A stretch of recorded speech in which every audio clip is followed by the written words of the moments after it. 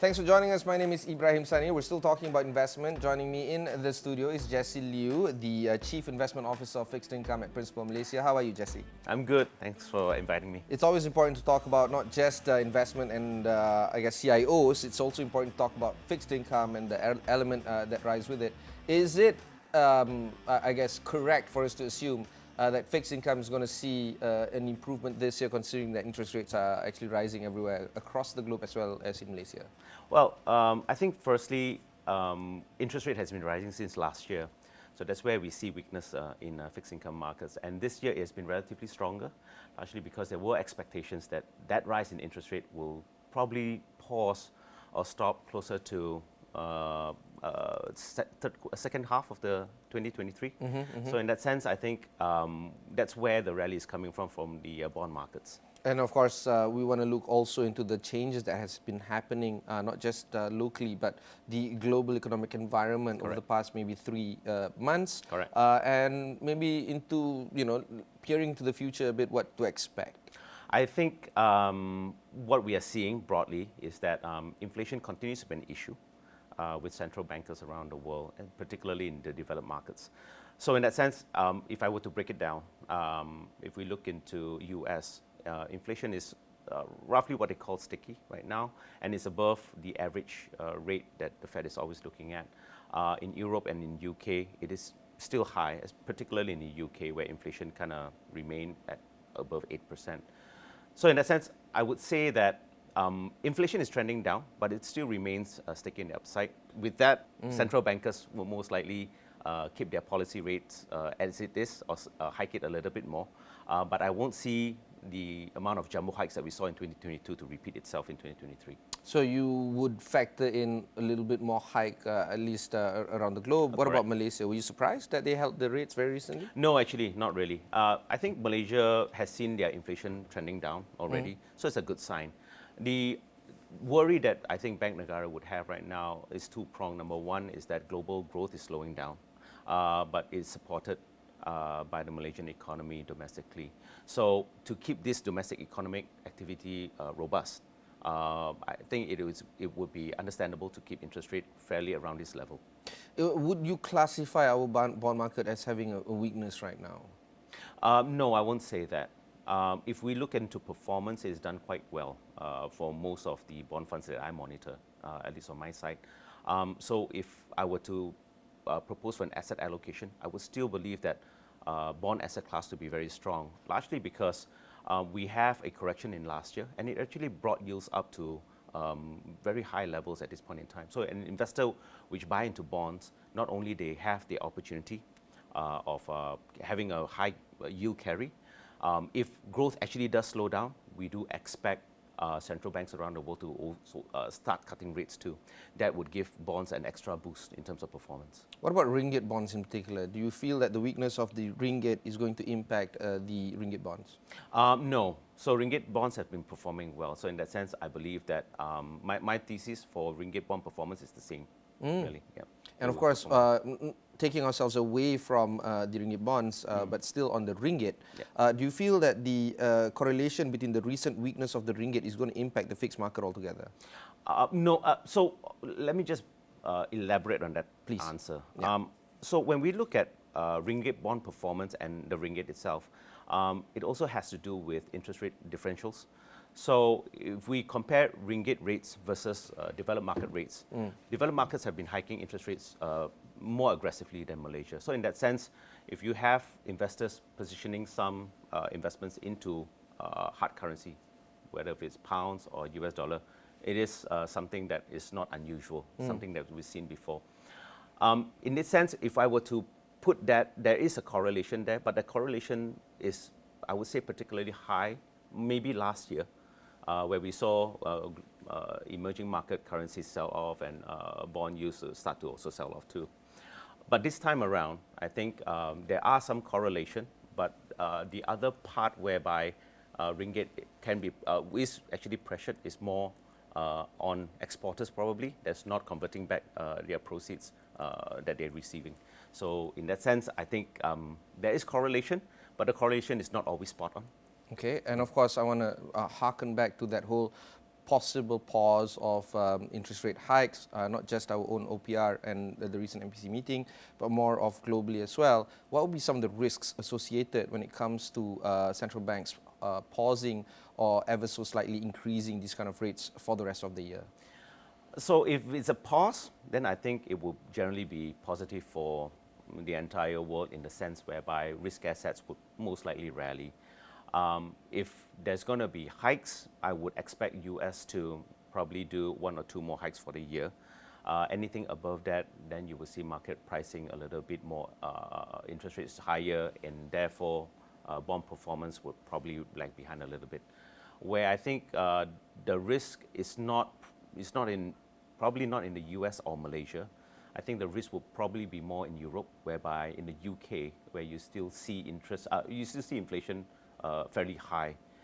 In that sense, if we look specifically in the UK, they are talking about 6 hikes from now until next year, which I think it is a worry for the bond market over there.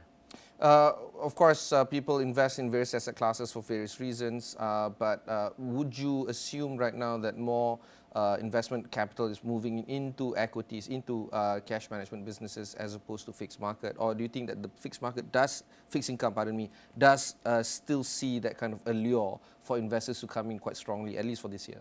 Oh, I do see that. Again, largely because yields are generally higher, right? And for the past 2 months, let's say May and June, we saw quite a sell down in the US yields and also somewhat in Malaysian yields. So in that sense, it's actually an opportunity for investors to position into it.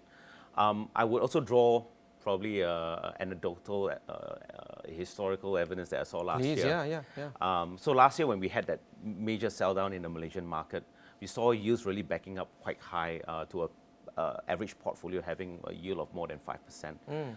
So when you have that kind of levels, an investor that goes into a bond market, it actually is quite protected because yields is already very high and it kind of buffers whatever volatility on the price of the bond itself. So in that sense, if you were a bond investor, let's say in May last year, after it sold off, well, year to date, you are doing very good returns on a 1-year basis. So in that sense, I think now is also a good level because bond yields have backed up again for the past 2 months. And if I were an investor, I would think asset allocation is sensible it's sensible to have a portion of your asset allocation into bonds. Yeah, of course. Yeah. Right. I mean, that's the idea. That's for sure. Don't bet everything right now in one day. Yeah. Let's switch gears now. Let's look at politics. Both of us are not political commentators, but we both look at politics very closely when it comes to the investment landscape. In Malaysia, at least, there's these state elections that's coming up internationally. Joe Biden is in the frame. The US election is also in focus right now. And of course, that could bring about some impact in terms of fixed income. Where do you see the political risk lie? We'll start with Malaysia and the state elections. How does this is going to impact the bond market? Is it positive, negative, and why? I think it's going to be neutral for the bond market, largely because my personal expectation is that there's not going to be major changes in terms of the ruling parties in those states. If, let's say, it remains as in what I expect it to be, I think the big question will be, it will take away the big question of fiscal policy for Malaysia, right? It will be intact and therefore no changes. I think it will be neutral. I don't expect surprises largely because these states are pretty much strongholds for the incumbents. So in that sense, that's where my thesis lies. And of course, we're looking at the federal budget to be tabled within the next 3 months. That is also in focus. And of course, whatever that is going to be tabled in 3 months' time is definitely going to hinge upon this particular state elections and whether or not the thinking has to change within MOF or remain the same. Is this also a risk factor to think about when it comes to the bond markets? Not really. So if I were to look at Malaysia's budget trajectory, it should be going lower as we move along in time, largely because we have had several years of high budget deficits because of the COVID spending and so on and so forth. So it's only sensible for any government, not only just Malaysia, but any government in the world to really dial this down. If we don't, I think if any government that doesn't do that, then there's a risk, of course, if you run a high budget deficit, it kind of inflames inflation moving forward. So in that sense, I think for any government, they should continue to consolidate their deficits. Okay, of course, consolidating deficits has been the main objective of the government of the day. Not many governments can do that. We've had a few prime ministers, they attempted to do it, not with little success to speak of. And of course, there's a lot of circumstantial, I guess, environmental issues that is happening, including COVID, including change of government, many more. Do you feel that the political risk, therefore, remains to be high? How does the investors now look at the fixed income market, considering that the political situation is there, and do you feel that the political risk has been abated? Well, I think it's not high at all for the risk for fixed income. Generally, I don't think it's going to change much in terms of the fiscal deficit for the government. So in that sense, no, I think it's a fairly stable market in that sense.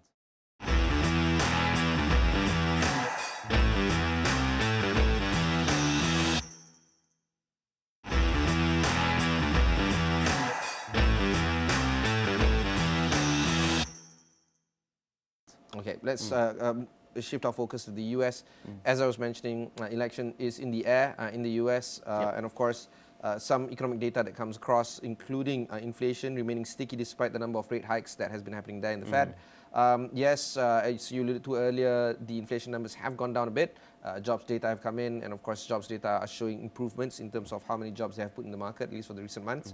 Do you feel that that is still in focus on how inflation is going to be managed moving forward? Is economic data going to bring about negative impacts on the bond market in the US? Well, I think it's important to note that inflation is not only has been driven by a few factors.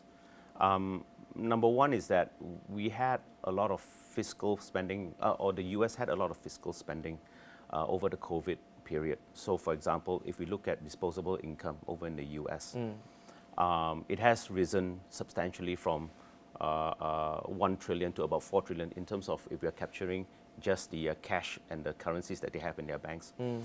So a lot of the inflation that I see right now actually comes from not only the easy money that we had previously, but also this fiscal spending that we have. If we look into America right now today, I believe that this risk probably is going to subside as we move forward. But it's going to be a slow, it's not going to be a fall off the cliff when it comes to inflation, but it can remain high. So in that sense, I would say that the bond market over there probably would still provide a very high yield kind of environment, and therefore it will be attractive for investors for bonds over there. Treasury yields have been up as well, right? Correct. And what do you make on that? Last 2 months, there were worry when strong data came in that inflation is going to go down as fast as the Fed would hope for. So in that sense, there was some correction in terms of expectations. So what market was expecting in, let's say, March was actually about 4 to 5 cuts in federal funds rate. But that reversed back to about 1 to 2 cuts. So in that sense, that's what market priced in, a lower rate cut, and therefore bond markets were performing weaker in the past 2 months. So with that backed up, and this morning we had quite a strong data for inflation, quite a weak data for inflation, means inflation came in lower than market expectations. That's where you saw maybe investors are going to price in, maybe there's going to be a possibility of higher cuts as we move forward into 2024. Still expecting higher cuts? Is that what investors are pricing in? Yeah, that's what American investors are pricing into the Fed funds rate. So they're not done yet? Oh my God. Okay, let's look at some of the markets around the globe. I'm not too sure if you can comment, I suppose, on Japan, for instance, Europe, the UK, as you mentioned earlier. Inflation rate is actually quite high, more high there than the rest of Europe. How do you make of this kind of shifting environments when it comes to the bond markets, global bond markets right now? So, of course, obviously, if you see a market whereby there's going to be more rate hikes happening, you want to avoid those kind of rates markets. So, in that sense, I think we are underweight in terms of some of the developed market bonds. But I think countries like Japan, they are quite sticky with their yield curve control or how they manage their fiscal policy and monetary policy. In that sense, I think these are the markets that's more stable. So there are a few differences between those markets. I would say stable markets will more be like the Japanese bond markets.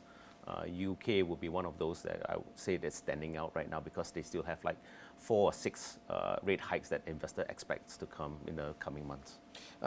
Institutional investors do behave differently compared to retail investors. And of course, with retail, inflation is going up, discretionary spending is going down. We're looking at how they need to manage issues on job security. Those are the kind of elements when it comes to retail investors. Institutional investors are looking at diversifying their portfolio. We're looking at some of the pension funds trying to grow their exposure internationally. Doesn't matter fixed income or equities, doesn't really matter as long as they can grow there. Our own EPF is trying to fight its own home market bias. So these are landscape that is undeniable that is going to be impacting your growth area as well. So how do you, I guess, approach this with your customers, both in and retail, when it comes to trying to get them more excited and involved in fixed income? Oh, well, I think fixed income offers a different proposition from existing asset classes as well as the new ones. I think one of the things that fixed income remains to be is a publicly traded asset in a sense whereby you have liquidity that is actually more than your alternative assets, for example. Yeah. So when we talk about, let's say, private lending, private debt, they don't tend to have like liquidity period like they have in stocks or bonds, right? So in that sense, it still has this liquidity advantage as compared to the new assets. The new assets are typically very long in terms of liquidity realization. It can be 6 months, depending if you buy a property, it can even be more than that. So I think when an investor approaches this, or an institutional investor approaches this, I suppose they have already identified what's the cash flow that they need to build a holistic portfolio. So allocating in those less liquid assets, generally they do have higher yields. It makes sense because they do have that holding power in that sense. But when they look into the publicly traded assets, that's where it becomes a little bit more interesting because if yields are higher right now, it makes sense for them to own up a little bit more on the safer assets because naturally if you are in a high yield environment, there will be questions about whether or not there are going to be casualties in the real economy. High yield, it can mean that some of the weak companies will probably face more challenges moving down the road. And if it remains high, then this challenge would probably accumulate as we go on in time. So in this sense, I think if we are looking not only on the short term but medium to long term, that's where it becomes attractive for fixed income, right? Because we can't really time whenever an economy will start to drop off, right? So in that sense, if you are into fixed income and you are capturing that high yield, it kind of gives that protection to your overall portfolio. Let's look at issuers right now, government and corporates alike. Do you feel that the mood is there for fundraising right now in terms of fixed income? Do you think that we're going to see a lot more issuers right now entering the market, at least for this year? I think they do. Yeah, we are going to see a lot more. Locally and internationally, I think we will see a lot more. So locally more ringgit or? Locally more ringgit. Generally, local markets, we only raise ringgits anyway, right? So in that sense, I would say that there are projects, let's say, if needs to be run, they will need to tap the market and to fund these projects. And you feel that the subscription rate is going to be high as well? Yes, I definitely do. Liquidity. Confident like you. Okay, go on. Well, it's I would say there's a lot of demand there in the market. There's a lot of demand in the market. So, for example, if you look into the AAA, the government guarantees, whenever it gets to the street, right, it gets oversubscribed dramatically. Yeah. So, in that sense, I think I don't think there's going to be a dry up in terms of demand for these bonds. Sovereign? Sovereigns, yes. You will have demand into it too. Well, I would say there's always a cycle in terms of... sovereign has there's a demand, but will sovereign issue bonds this year? They would still have to. Of course, it's not going to be as high as the first half of the year. Yeah, that's why. It's not going to be high as the first half of the year. And actually, it really depends on which tenure they want to issue those bonds. But I think 3 years, 5 years. 3 years, 5 years. Yeah, I think they would still be issuing. They have a calendar that when they're going to issue anyway, right? So I think demand is still going to be there. Yeah, and it's also attractive for whether it's your insurance or your pension funds, right? Yeah. Because it's no capital charge for insurance, for example. Principal guarantee. Yeah, so it'll be okay. Fantastic. It'll be Final okay. comments, Jesse, when it comes to investors thinking about the bond market right now? So I think what is really in our mind most of the time is we read the news a lot, and a lot of times when Make sure we you read the news from Astro AWANI. Yeah. and I think a lot of the volatility that you see in markets is really on how people look at comments in terms of what the central bankers say. Whenever. There's even an art to it. Sorry? There's an art to deciphering either the Fed or Correct, what do you correct. call this, MPC, our Correct. own MPC statement. Correct. And those things can be those messages that they send can actually translate to volatility in the market. So I'd say as an investor, one should look at a more longer term view in terms of what they expect the real economy to be. So if they are looking at, for example, in my line, right, if I'm looking into the bond market, generally we have to look at interest rates. And the way I look at interest rate is that I think there has to be some top side to where how much US can hike interest rates, or even how much Bank Negara will be hiking interest rates. I think it's a top already in that sense. And I take a more medium term to long term view in terms of those interest rate views. And with those views, actually, I translate into the portfolio. That's why we think that that's where bond markets can benefit from it, because if you're at the top of interest rate cycle, and if it does go down, that's where bonds would tend to perform fairly well, because generally bond performs very well when interest rates starts to go down. Yeah, right. Of course. Yeah, so we have to have that view. So the part whereby it becomes a lot more challenging is that on and off you would have people quoting certain things in the media, whether what their views are on interest rates or how many hikes, so on and so forth. So it's important for investors to understand the economy and how many rates they think that really it can go. I think it's fair to say that all of us don't believe the interest rate in US can go, let's say, 10% and so on and so forth. There has to be some floor, some ceiling somewhere. Yeah, so I think it's important to have that in mind, have that in view. If you were to be a pundit, where would be the ceiling be? For US or For maybe? US. I would say right now, 5.5%. Yeah. That is like the top for them. Yeah. And I would say even though if inflation remains sticky, I think it's important to allow for monetary policy to really seep into the real economy and let it play out. Because monetary policy works with a lag. So it's important to let that lag actually filter through first. Thank you very much. That was just Liu, the CIO of Fixed Income at Principal. We're looking at the conversation when it comes to Principal Malaysia being a series. If you want to look back into some of our conversations previously, I spoke with Jesse's colleague Patrick when it comes to equities and, of course, general idea of investment. That would be applicable to you if you're a retail investor as well. So do check out Principal Malaysia on astro.com. Find out more on their website as well. Just head off to Principal website to see the kind of offerings that they have. My name is Ibrahim Sani. Catch you in the next one.